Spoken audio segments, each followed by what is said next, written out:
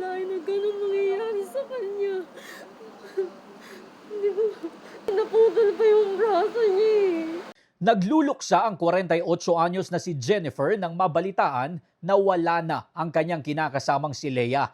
Ang 43 anyos na biktima namatay matapos salpukin ng isang pampasaherong jeep ang kanyang motorsiklo sa bahagi ng General Luna Avenue sa San Mateo, Rizal pasado alas 6 kagabi. Sa kuha ng CCTV, may kita ang jeep na biglang nag-counterflow at nasalpok ang biktima. Sa lakas ng impact, naputulan ng kaliwang braso si Leah. Dead on arrival siya sa ospital. Ayon kay Jennifer, pauwi na sana si Leah noon galing sa trabaho. Agad nahuli ng mga rumespondeng pulis ang 20 anyos na driver ng jeep.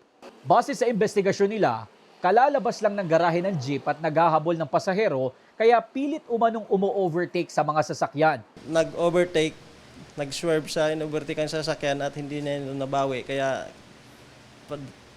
tuloy-tuloy siya sa kabilang lane at nabangga nga po itong biktima. Nag-issue na ang Land Transportation Office ng show cause order para sa registered owner pati sa driver ng naturang jeep. Nakaalarma na ang naturang sasakyan pati ang lisensya ng driver. Bago nito, nakunan din ng isang jeep na kapareho ang plaka at markings ng nakabanggang jeep na nagbabanking o nagpapagewang-gewang sa daan. Nag-overtake pa ito sa tapat pa mismo ng isang paaralan. Tumanggi magbigay ng pahayag ang driver ng jeep na nasa kustodiya na ng San Mateo Municipal Police Station. Nakatakda siyang sampahan ng reklamong reckless imprudence resulting in homicide at damage to property.